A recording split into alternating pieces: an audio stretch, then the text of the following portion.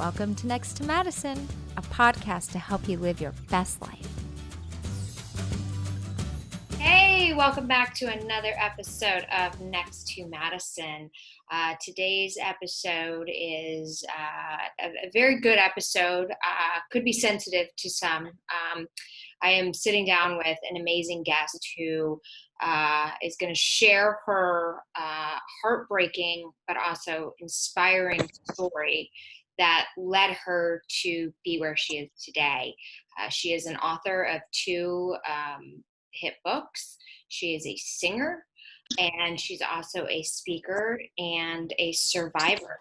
So with that being said, I'd like to bring on my guest next to me, or next to me on Zoom, so we should say, because it's COVID. I'd like to welcome Ilonka Deaton. How are you? Hey, Madison. Thank you so much for having me on. I'm doing wonderful today. I'm honored to be on your program. Yeah, well, I'm honored that you're here, and I was so excited, when my producer booked you, and, what you kind of went through is stuff that's happening all around us still, but yet doesn't seem to be a ton of awareness around it. And it's a heartbreaking story. So I want you to kind of share. So you tell us a little bit about yourself and kind of what got into, what led to this heartbreaking event. Okay, sure. Well, my story, unfortunately, is not very unique, Madison. A lot of women and men and boys and girls have gone through this heinous crime. I grew up in a single-parent family home in South Africa with my mom and two brothers. And by the time that I was 12 years old, I had really formed a passion for singing and just loved music. South Africa had a national singing competition that was taking place, kind of like American Idol, but way different, because American Idol did not exist at that point. And Mom allowed me to enter into this competition, and I won it. I won $50, which was the most money I'd ever seen, and an option for a recording agreement. And that was, it was a dream of mine to have a record deal and to enter the music industry. If anybody that wants to sing knows what I'm talking about. Like, if you are offered a record deal, who would not want to take that? Even as a 12-year-old girl, I knew that I wanted, to do that. And so through talking with Mom and her talking with the record company, I ended up signing that. Mom signed the agreement. And the first year, it kind of just took off for me with doing my first record and learning everything about hairstylists and PR agents and managers and clothing design agents and you name it. And it was really just a thrill, that almost that first year just to be in it and to experience what it's like being a kid pop star. So that's kind of what started my journey into what took place later. And so this was all in South Africa? All in South Africa and Johannesburg, yes. Okay. So then what happens? Life is grand for you. It's amazing. You're living the dream. Yeah, absolutely living the dream. And about 9 months into my contract, the man who became the manager of my career, and just to give you a little bit of perspective, he would now be around maybe 73, 74 years old. He kind of stepped into a father figure place in my life. My biological dad was a pilot in the Air Force, and he had suffered what we now call PTSD and became a dysfunctional alcoholic. And him and my mom, went through a divorce, and that's the reason she was a single parent. So I always had this abandonment hole in my life of not having a dad present to kind of guide me and to help me. So then when this music manager stepped into my life and was sowing, advice into my life and helping me in my music career, I really started trusting him. But what I didn't realize is that he was grooming me and my family for what was about to happen. So about 9 months in is the first time that he sexually assaulted me. And after he sexually assaulted me, he told me that he was going to kill my mother if I said anything. Now, Madison, no one asked me to do this, but in that moment of him threatening my life and threatening my mother's life and threatening my brother's lives eventually, I made a split decision to keep that secret, to protect my family. No one asked me to do it, but I instinctively just did that. My mother, at 12 years old, my mom hung the moon to me. I didn't want anybody to harm her, to hurt her. Of course. Well, my silence, though, I thought that my silence was just going to be a way to let him get away from me. But unfortunately, it was not. He took me home that very day, took me home, dropped me off, and then continued to reach out to my mom to see when I was going to, come back to rehearsals and all of those things. But I was just a shell of a person after that. Did your mom notice any difference in you? Oh, gosh. Immediately, from the minute I walked in the door, she did. It was the very first time that I asked to have privacy from her, because I was just sobbing and very emotional to what had happened, just devastated. And I mean, I had not even gone through puberty yet. So, introducing sex into a child's life at 12 when you haven't even hit puberty, you don't even know what's going on, what just happened to you. So the trauma of it was very layered and very deep, on top of the trauma of not having a dad there with abandonment issues, right? Yeah. So fast forward 3 months after the first time he assaulted me, was the second time that he assaulted me. And the way that he did it was he would call our home and do check-ins with my mom to see when I was going to come back, like I said, to rehearsals and get back on the road. Well, when he would talk to me on the phone, he would say, you know what you need to do to be a good girl. So if you want to sing and if you want to have a career, you need to just step in line and come back. So this very kind, nice person turned into a monster. Like, honestly, a person that I did not recognize. So it started with child sexual abuse, Madison. Yeah. It didn't start with me being thrown in a car, like the movie Taken, or, moved across the border somewhere. It started very real and very close to someone that became close to our family. And we know that statistically, a very large portion of children who suffer childhood sexual abuse is someone that they know. Yes. Now, so heartbreaking. Now bring trafficking into that. When you bring a third party in that makes money from it, now we have a trafficking situation. So it was almost a year after all of that happened that I was brought into the trafficking ring, when I met other girls my age who was also being abused, who was also being used for their careers. So you would get 4,000 a night to perform, and they would only give you maybe 200, and the rest they would keep, but you would only get the 200 if you would have sex with the CEO. Are you effing kidding me? Pardon my language. I'm just so... No. And you know what? Unfortunately, this is the entertainment industry. This happens, in Hollywood now. This happens in the music industry still. I mean, girls and boys are used, for their expertise or talents, and they're exploited, for sex. Yeah. And once you have a third party, I mean, that's trafficking. So it's not always moving someone across the border. It can happen under your parents' nose. And Madison, I grew up in a middle-class family. My mother has master's degrees in languages. I did not grow up in inner city, Johannesburg. I grew up in the suburbs with a good family, with good family support. Right. This still happened.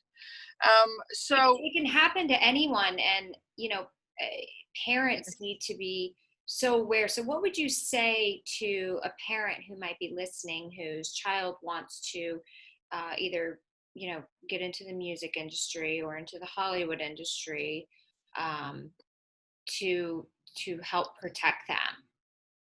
Yeah.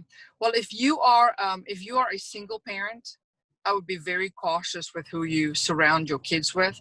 There is a book that Vanderbilt University uses for their psych students called Predators, or they did. I'm not sure if it's in this year's curriculum. They have used it in the past. That is a great guidebook for parents to teach you what to look for when someone wants to work with your child and is very eager to work with your child, to know the warning signs of whether they are really grooming you, to get to your child. So if a man shows interest in a single mom, does he really like the mother, or does he really like the daughter who's 11? Right? It sounds very sick, but that's a big reality. Predators do not prey on good, solid, stable families. where there's a father. They just don't. They prey on the weak, right? They prey on where there is a weakness in a family. So if you have a single mother who's working very hard, who's not going to be home all the time to notice what's going on with her kids, they're going to prey on her. See what I'm saying? And but that is just, I mean, we even see that in nature with predators, right? They always go after the weak, not the strong.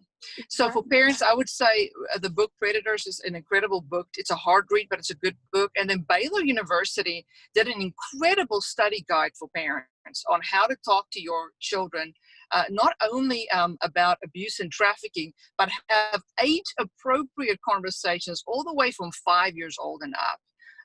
That's the best one that I've seen so far. Yeah. Wow. Right. Well, you know, it depends on the socioeconomic situation that you're in and kind of your culture. That really depends on what kind of a conversation you're going to have, because first world countries don't have third world problems. Right. And so it really just depends on the atmosphere and the situation that you're growing up in. It's going to lead to what kind of a conversation a parent needs to have with their child. Right. Absolutely. Why do you think that this has been happening for years, and finally people are starting to come out and talk about it and bring light to the situation? But it also seems that those people that do come out to say this is what's happening, we need to stop this, are either killed or silenced. Why can't we find these people and just clear them out? Well, I mean, you're going back all the way to the sexual revolution of the United States. You know, what happened in the 60s with Kinsey.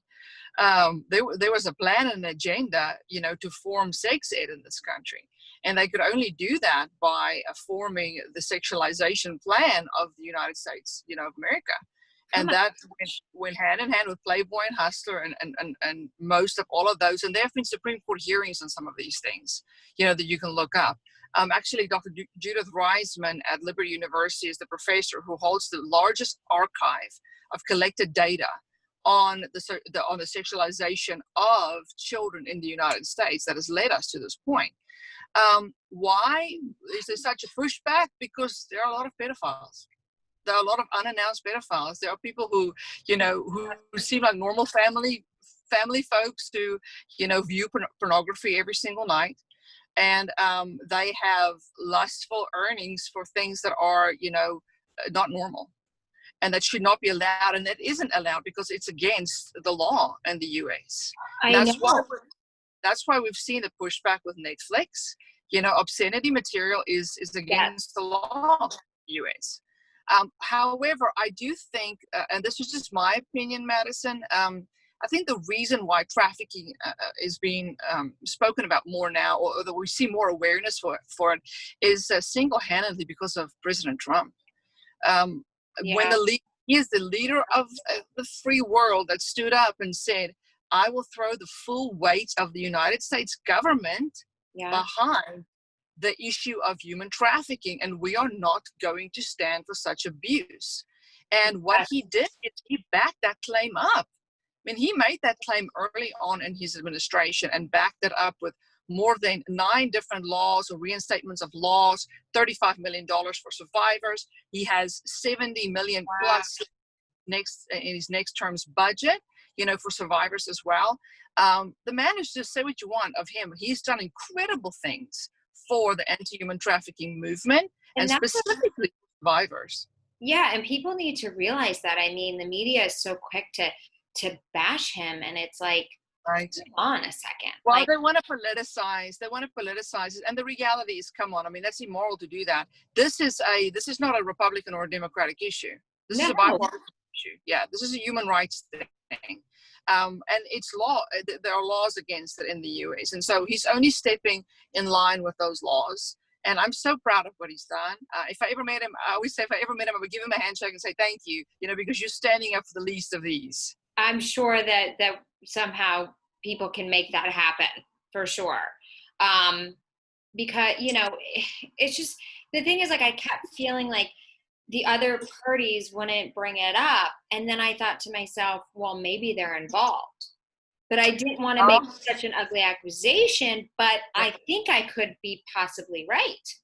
No, I think you are, because here's why. If I had to speak to a reporter, and a reporter was adamantly against trafficking, right? Mm-hmm. Or saying, I don't know why President Trump is using this to politicize it or for his campaign or etc., I would just say to the reporter, what happened to you? Something must have happened to you that you are so triggered by this that you would turn and even be in doubt that it's real. Why would this not be a human rights issue for everybody? So what happened to you? You see, and that is the thing. Either someone is complicit, or there's shame from what has happened to them in their own personal lives. We do know that if the statistics are true, that 3 out of 5 women have been sexually abused by the time they're 18 years old. That doesn't mean by a parent. It could be a date. It could be a boyfriend in high school, or it could be just outright sexual abuse, as a child. And 2 out of 4 boys.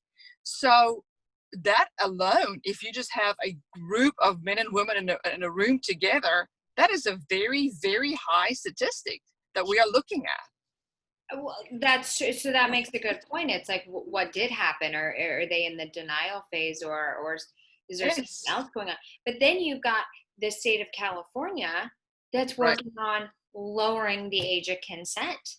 And then you've got these other people that are trying to make it a sexual orientation. And it's like, no. This is not a sexual orientation. This is a crime. This is an absolute crime. And there is no excuse for it, no slap on the wrist. This needs to be stopped. What is the statistic? Is it 300,000 in the U.S. alone go missing every year, children? Plus, probably 300,000 plus. I think the statistics for trafficking, according to Polaris, for 2019 was just under 64,000 reported cases that they took on with human trafficking. That's labor and sex trafficking, both combined, or escorting trafficking, that happens. And they are a great resource, by the way. I mean, they're the largest collection data agency in the United States for trafficking. I do think, though, that the push for lowering the age of consent has been something that we have seen over 100 years, where, they raise it, they lower it, they raise it, and they lower it. And it typically goes hand in hand with legalizing prostitution, if you'll notice. Those two things always kind of go hand in hand. They want to, legalize prostitution and lower the age of consent, right? Or they want to make it illegal and raise the age of consent. So that's back and forth. But there are some serious, strong groups out there who do want to legalize pedophilia, for instance, right? It's so sick. It makes me want to throw up. What happened to these people? So, because a child at 11, 12, 13, and 14's brain literally has not even developed to the place where they can even absorb and process the act of sexuality. And the fact that these people that are victimizing them, this is not a relationship, it's a predator. Mm-hmm. They're not saying yes. No child is attracted to an older man. That's disgusting. Right. That's like a pet, right? So exactly. Mm-hmm. The relationship is 2 people that both agree to be with each other. It is not a kid. It's just, I don't know who these people are, but it just makes me so angry. So angry. It makes me angry too. And I'm glad it makes you angry. It makes me angry too, and we have seen with the sex ed push in the United States, how much that has changed. I think around 1958, the obscenity exemption law, an exemption to the obscenity law was written into our laws here. And that means that if all the way from K to 12th grade and into university, if a government body or a government official is to educate a child any obscene material, such as pornography, right, of sex at too early of a stage, they cannot be prosecuted because they are exempt under the law. This is why you have parents saying, how did the school send this home for my children and I didn't have to give consent for this? How do I not know about this? Why is it that parents can't view the curriculum? because the schools are exempt. It's sick. It Oh absolutely my God. should be. And I don't know why that law has not been amended in the United States to raise that. I do not think that the exemption laws should exist for K, through 12th grade. I think if you are in university and you're studying to become a gynecologist, you might need to see obscene material. Fine, but a 15-year-old kid does not need to see obscene material from school. That is just inappropriate. And we have seen that the exposure to pornography and obscene material such as that raises extreme anxiety and depression and suicide ideation and pressure on children to become sexually active. And then when they cannot become sexually active, because the majority of girls will say, listen, I want to, save myself. I really don't want to have sex or be the girl known to do this in school. Right. Those children become offenders because they eventually become the perpetrators because there's no outlet for them. So you are awakening sexual arousement in kids in schools that does not need to happen. It's just too early and it's too much. I mean, even the TV that's on, it's just, some of the shows on Disney, it's like, hold on a second. This seems a little, not normal. Madison, I told my husband today, there was a trafficking, there was a clip of kids who were rescued going around on Facebook, and he watched it this morning, and his name is Bill, and I said, Bill, I want all of us to realize that even me as an adult woman, 38 years old, who has been redeemed from this and restored and 12 years into trauma therapy, when I see those images, it's traumatic. We weren't made to see such devastation and such brutality on children. We weren't made for that. So even in the exposure of that kind of content, we need to be sensitive, we need to tell the stories, but we don't need to traumatize folks in the process, right? Yeah. Same thing, you want to teach kids about sexual education, but you don't want to traumatize them in the process of doing it. No, that absolutely makes sense. So how do you think we can stop it? I mean, is it even possible to stop it? Well, one big thing is changing the obscenity exemption laws in the U.S. for our kids is going to be a big step for us, okay, to have some prosecutors look at that. That'll be a big thing. What President Trump is doing, the money that he's giving to aid will be another big thing because now we can freely talk about it. I'm on the board of several anti-human trafficking organizations and institutes, and all of them have benefited from what he has done. So it's really aiding us on the ground to talk about it and help, and just to even have this very difficult conversation, with folks. I want parents to educate themselves. I want you to go to Polaris and see if you can do an online training as a parent, get yourself familiar with how to talk to your kids through Baylor University's resource. And you as the adult become comfortable with the conversation before bringing it to your kids. The problem is that a lot of adults are so uncomfortable with this conversation because maybe something happened to them. So take stock on yourself and self-examine to see, is there something that you as an adult maybe went through that you need to get healed from, that you need to face, that you might need to go to therapy or counseling for. And then take that step and be brave and deal with it. God will be with you every step of the way. I would not have been able to take one step in my recovery and trauma therapy if it wasn't for God leading me. I give credit to my whole story of what Jesus did and how I want to go to that because you suffered this trauma at 12 and 13 years old, and then you finally were able to escape, but obviously the trauma followed you. And I'd read that you had a suicide attempt at 25. And then after that was when your relationship with Christ developed. So take us kind of to how that happened. So Madison, I was rescued at 17 unintentionally by a police officer and immigrated to the United States. My mom brought us over in 2019. 2019, I'm so sorry, 2001. It was right before September 11. 2001, I was 19 years old, is what I meant to say.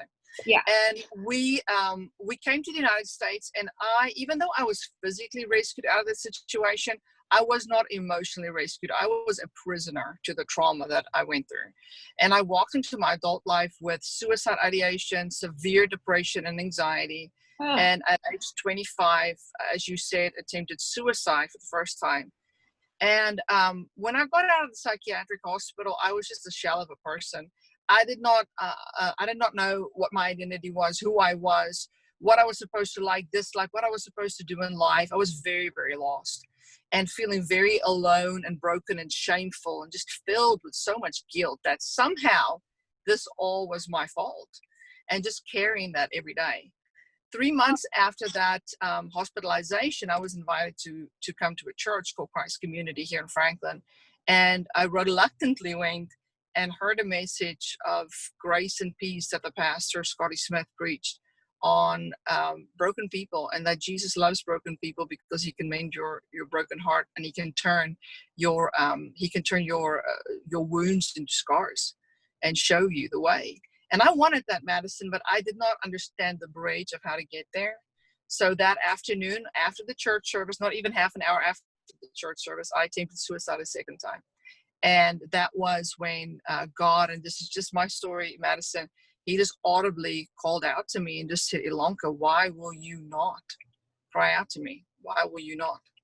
And I, in a very desperate surrender, just said, okay, if you are the Jesus that that man in that church said you are, then you need to come and help me, because I wake up every morning wanting to die. I mean, if I would have died, it would have been a gift of grace to me with how dark and depressed I felt. of course. And It was a way out at the time for you that you thought. right. But it's not really a way out, because that's not life, right? I just couldn't see that thing. This wasn't a life issue. This was a belonging issue. I needed to belong somewhere. And I felt a blanket of peace come over me. And I did not realize that something, different was taking place in my life. But I fell asleep for 18 hours and woke up, and my depression was gone. Madison, I carried depression for 12 years, like a weight on my chest. And it was gone, and I've never felt it since. So I knew something physically changed in my body. And it took some months for me for the unfolding of all of it to happen, going back to church and learning more. And that rolled into now 12 years of studying God's word, going to small groups, going to Bible studies, surrounding myself with godly women, and going to therapy. I was in therapy last week. I still, go, because things will still come up that I need to deal with. But through God's grace, he was so gentle in showing me who I am, what my likes and my dislikes are, why he created me, who I am and whose I am, as I'd like to say. And he's just been so gentle. So without him, I would be totally lost and not here. Absolutely. So I think, some people that maybe are kind of struggling, or they know there's a God and they believe that, but they maybe don't know how to communicate. They tell people maybe, oh, okay, can you pray for me on this? I really want this to happen. But yet they don't pray for themselves. Correct. That's the big thing. Yeah. Yeah. So, and I think some people will pray and say, well, it didn't happen, but God answers your prayers in unexpected ways. You could have prayed for something to happen, but he knew it wasn't for you, so it did not happen.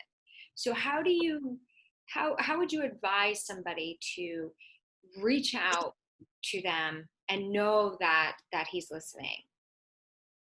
So for anyone that is listening to this, I want to encourage you to, first of all, tell you that you are enough. You're enough the way that you are. You matter, not because I say so, because God created you so. And I know that it takes a lot of brave steps for you to turn and call out to God yourself. But listen, let me tell you something. There's a million ways. There's a million ways to Jesus, but one way to the Father. And I will pray for you to have the bravery and the courage so that you yourself can kneel down on your knees and say, Jesus, I surrender. Father, here I am. I have nothing left. Please take this away from me and help me. It's simple, folks. It's not hard, and it's not rocket science, but it really, really comes down to you and your heart's position of being willing to pray yourself. And I know it's good when other people pray for us, but you calling out to God, I have to do it. And Yeah, with you doing it, it'll be much different than someone else praying for you to have it. absolutely. And how do you feel personally that he hears your your wishes and your prayers? How do I personally know that he hears my wishes? Yeah. So a beautiful thing that happens when you start experiencing the results of God in your life is it builds your faith. It builds your faith in strides. And so maybe at the beginning of the process, I did not believe that God was going to hold on to me. So every day, for 6 months, I would fall to my knees and pray for Jesus just to not let me go, to just help me to feel alive one more day. I didn't understand that it wasn't me holding on to him, it was him holding on to me. But as I transitioned and learned about him and how faithful he is to hold on to me and how faithful he is to show me every day he loves me, I started experiencing small victories in my life. Being able to look at myself in the mirror and say, I like you. Being able to figure out what kind of eggs I like. And that, I know this sounds simple, but these were big, victorious moments, Yeah. for me to find out who I was. And as those things unfolded, my faith grew. So now when I say I believe that God is going to show up in this prayer, for instance, for my family, just giving you an example, that I honestly believe it because my faith has been built to that point. So, the Bible says that we are first, you're like a baby and you need baby food and then you grow before you can run, Yeah. right? Before you can walk and run. It's exactly like that. And I still feel like I'm in infant stages, in my Yeah. faith with the Lord. But it's growing every single day. And you only grow when you're exposed to his word, right? When you're exposed to others that are stronger in their faith than you. So I used to think that people in the church were very condemning or very spiritual, but then I found out, no, their faith has just grown stronger.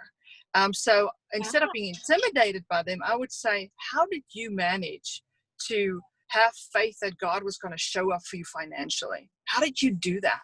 And have conversations with a lot of these women who became mentors to me. And so for any young believer, I would just say that is rely on others who have had a longer walk with the Lord to mentor you. Talk to them, have open conversations with them about where you are and how you feel, the struggles that you are going through.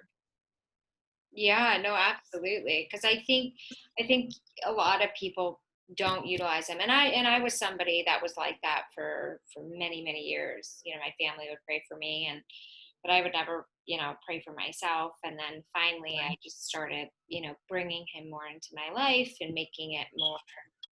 Somebody said a great quote. They're like, every time you worry about something, it's like you're telling God you don't trust him. And that stuck with Right. me. So I was like, oh my gosh, you're right. You're totally right. But I'm Yes. still working on that as well with things that I want to happen in my career.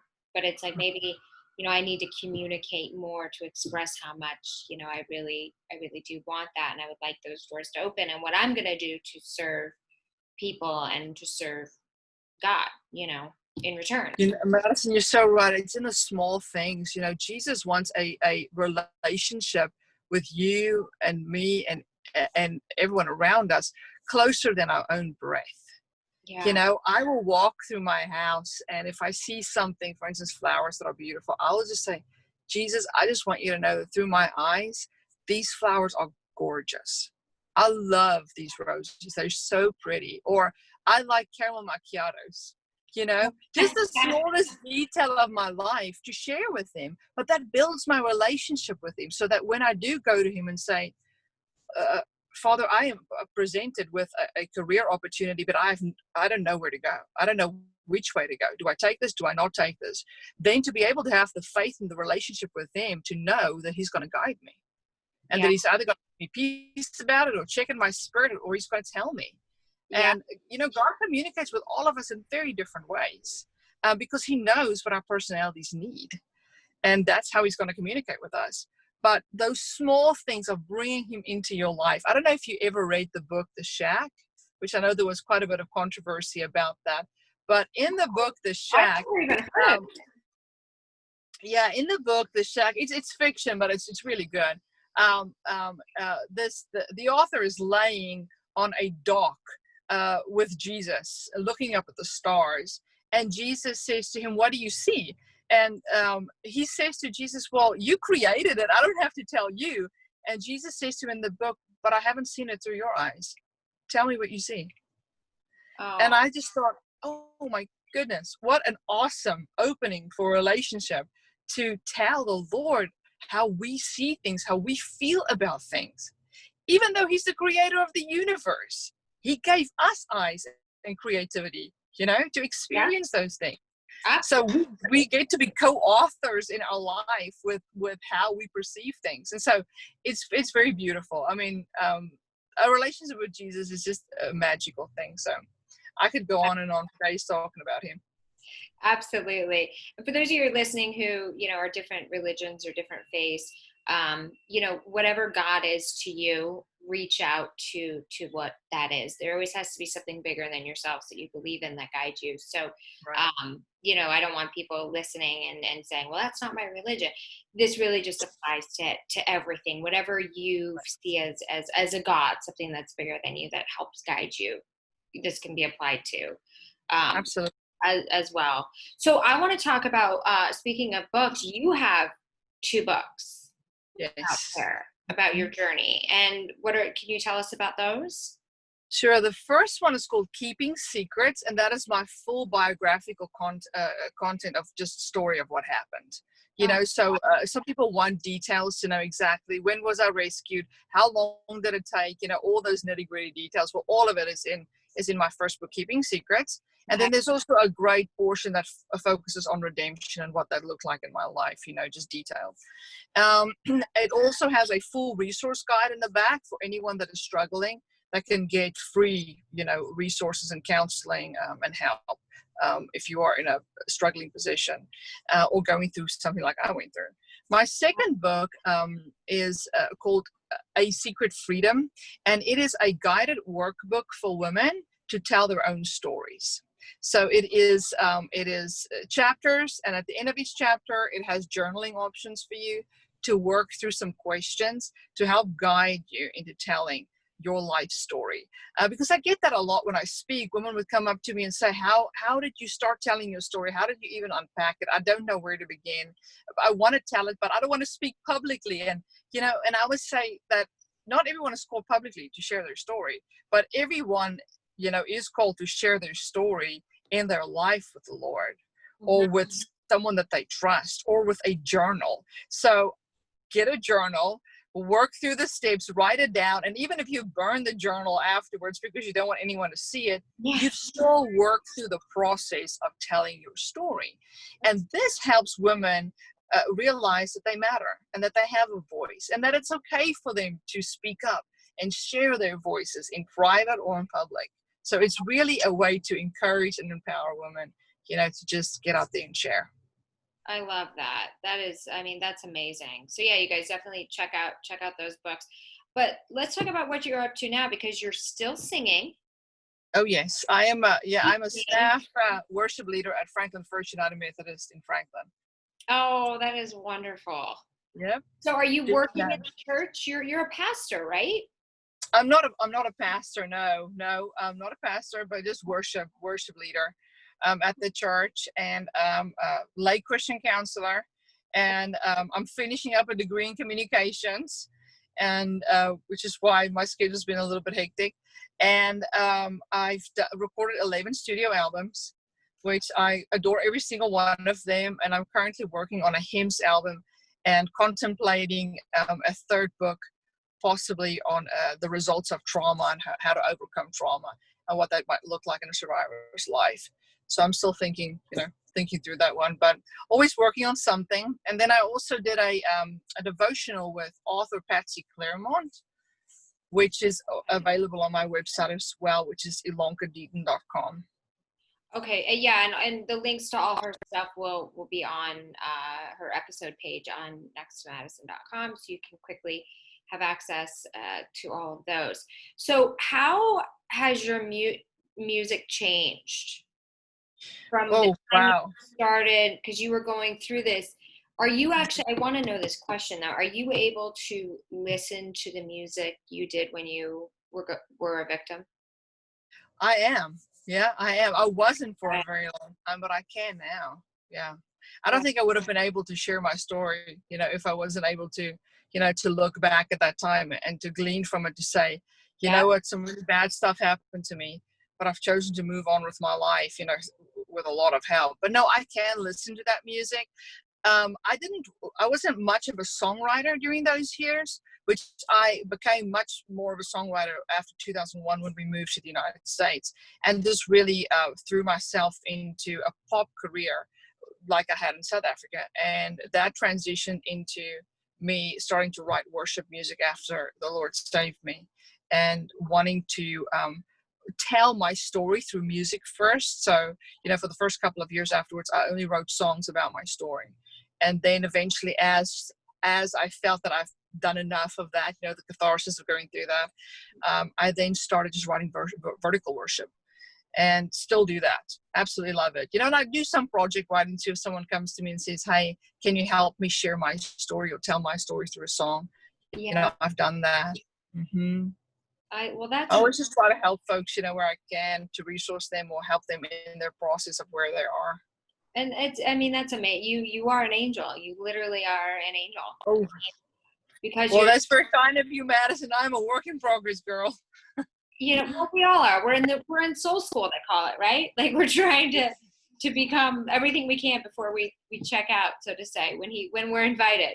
Absolutely.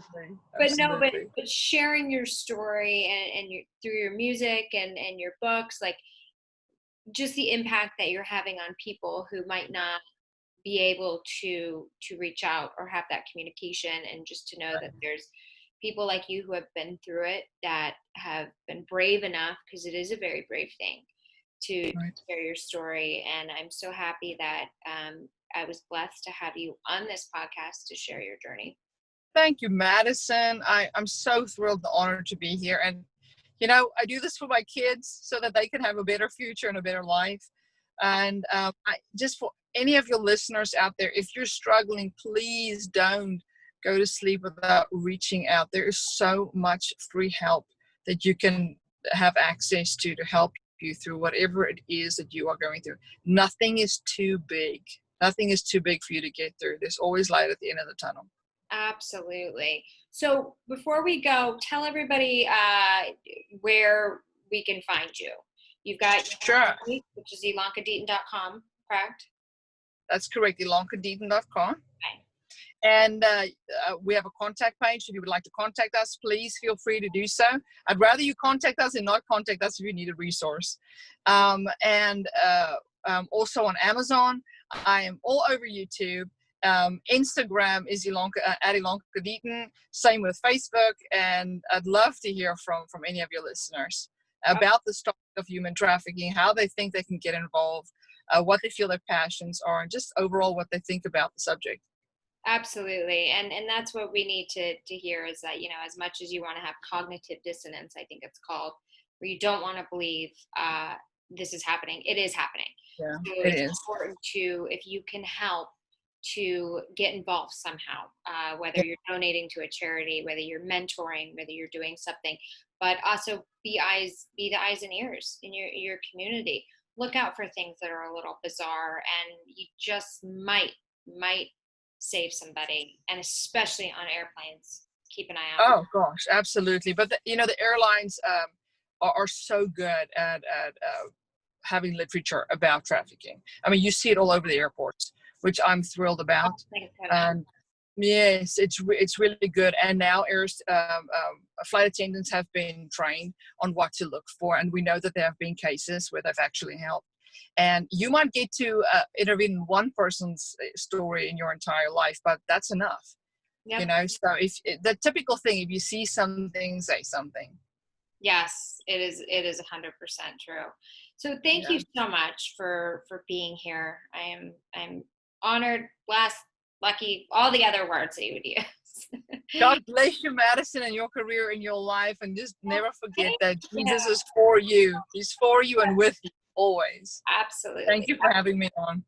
Yes, and you guys at home or listening at home or in the car or the gym, wherever you may be listening, I appreciate all of you tuning into another episode of Next to Madison, and we'll see you next time to find out who's next. Hey, your host here, Madison Malloy. Please make sure to subscribe to the show on all podcast platforms, and please rate and review us on iTunes and Spotify. Also, if you have any questions or comments, you can email us at contact@nexttomadison.com. I thank you again for listening. Bye.